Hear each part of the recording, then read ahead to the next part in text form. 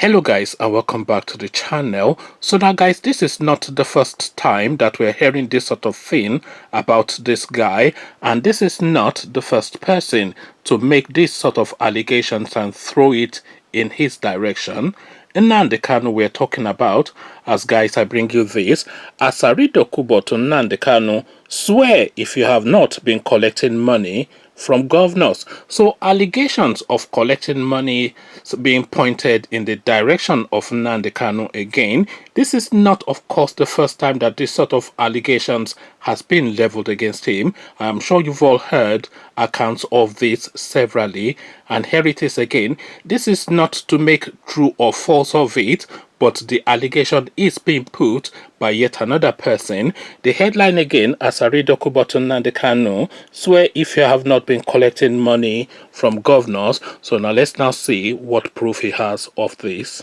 Mujahid Asari Dokubo, leader of the Niger Delta People's Volunteer Force, has taken the challenge thrown at him by Nnamdi Kanu of the indigenous people of Biafra. In a tit-for-tat, he has also thrown the challenge back at Nnamdi Kanu. On Sunday, the 31st May, Nnamdi Kanu accused Dokubo of collecting 20 million naira from him in 2016. The money, he said, belonged to IPOB. He then challenged him to swear on the Quran to deny the allegation. Asari Dokubo, if you claim that I didn't give you money and I didn't send people to discuss with you, make a video and swear with your Quran, swear with your religion, and die. You are an idiot. You are a thief. Over-bloated swamp pig, Nnamdi Kanu said. So Nnamdi Kanu does like to go to that sort of language. This is something that frequently recurs. There's a lot of anger in Nnamdi Kanu. There's no denying that. I think we can all agree on that. But now Dokubo replies. Dokubo has replied to him in a video. He also asked Nnamdi Kanu to swear on the Bible or the Torah, since Kanu says he is a Jew, if he has not been collecting monies from southeastern governors. Dokubo claimed Kanu's payoff runs into hundreds of millions and that he collects monies even beyond the region. He further made a claim that will shock rabid IPOB members. Dokubo alleged that Kanu had been betraying the IPOB members to the DSS, the secret police. So actually, there's a clip of Dokubo making that allegation, and I shall insert that. Actually, let me insert that clip here now. أشهد أن لا إله إلا الله وحده لا شريك له وأشهد أن محمدا عبده ورسوله. Nnamdi Kanu, your followers had challenged me that if I did not collect 20 million from you, I should swear by the Quran. This is a copy of the Quran. And I swore by the Quran so that you can read. It's not in Arabic, it's in English. You can read. I swore by the Quran that I never collected 20 million from you or from any of your representatives. That I never betrayed any of your members. You sent your members to me. They stayed with me and they left. As I'm talking to you, as I'm making this video, I have about 18 IPOB members with me, active IPOB members, living in my house, living with me.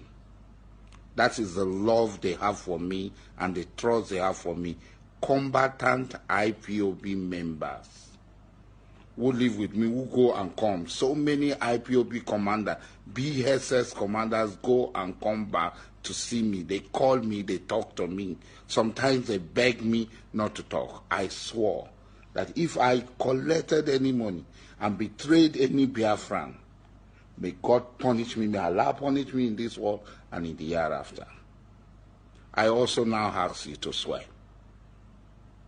If you have not been collecting monies from all the governors of the Igbo states and beyond, running into hundreds of millions, that you've never collected a dime from them, you should swear. That you've never betrayed IPOB members to the DSS, you should swear. I know whether you swore or not, your days are numbered. You will soon be punished, and the whole world will see your disgrace. So there you saw it. That's Dokubo making the allegations. So we carry on. Dokubo, 56, was born Melford Dokubo Goodhead Jr. His father was a High Court judge. So I thought this guy was a Muslim, but apparently not. So I'm not quite sure where he got that Muhajid or whatever it is that we read earlier on, but a confused man. So now we have to set that then against the background of any and every allegation that he's now making.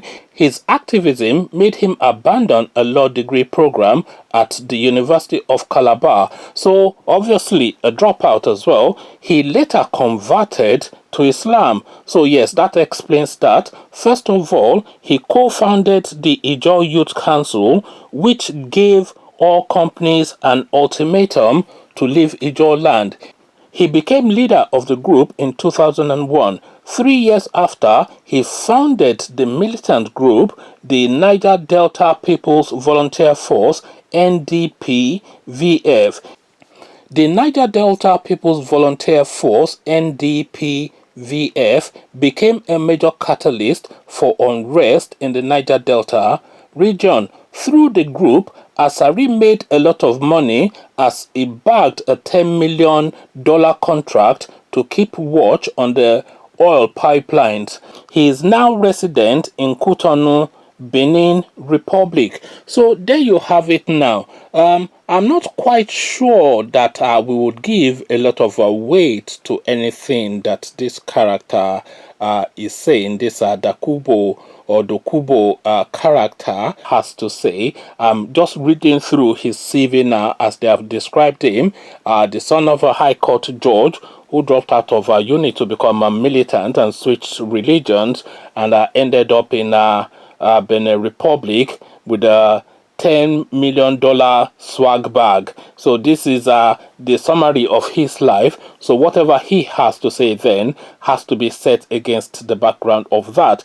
But setting it against the background of that is one thing, but that recurring decimal of people alleging that Nnamdi Kanu collects monies from politicians is not something that is going to go away in a hurry, because this is an allegation that recurs, and these allegations will recur given the sort of profile and activism that Nnamdi Kanu has. So we have to give that consideration as well. So they will try to muddy his name and destroy his name by whatever means that they can, and the means that they usually go to in Nigeria is that he has taken money, it is bribery and corruption. So we have to put that in the mix, but we also have to put into the mix the possibility that this might be true, because there is a distinct possibility that this might be true, because there's a school of thought that the Nnamdi Kanu activism is essentially a money-making vehicle